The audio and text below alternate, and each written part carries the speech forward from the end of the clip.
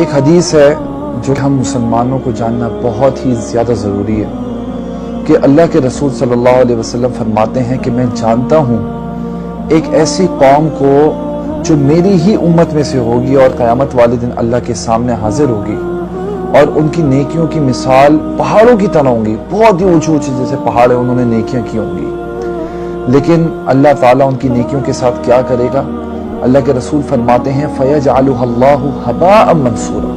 اللہ تعالیٰ دھول مٹی کی طرح ان کی نیکیوں کو اڑا دے گا جو کہ پہاڑوں کی طرح وزنی نظر آتی تھی۔ اور یہ کوئی ایسی نارمل دھول مٹی نہیں، بلکہ آپ نے دیکھا ہوگا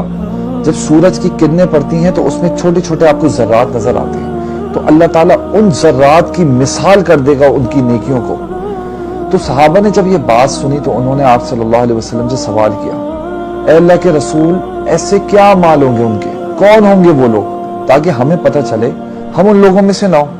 تو آپ صلی اللہ علیہ وسلم فرماتے ہیں یہ تمہارے ہی بھائی ہیں، اور جس طرح تم نمازیں پڑھتے ہو اس طرح وہ بھی نمازیں پڑھتے ہیں، راتوں کا قیام کرتے ہیں، لیکن بات صرف اتنی سی ہے کہ جب وہ لوگوں کے سامنے ہوتے ہیں تو ان کی نیکیاں ظاہر ہوتی ہیں، وہ بہت اچھے ہوتے ہیں، ان کے اخلاق، ان کی عاجزی، اس طریقے کی ان کی اچھائیاں ان کی نظر آتی ہیں لوگوں کے سامنے،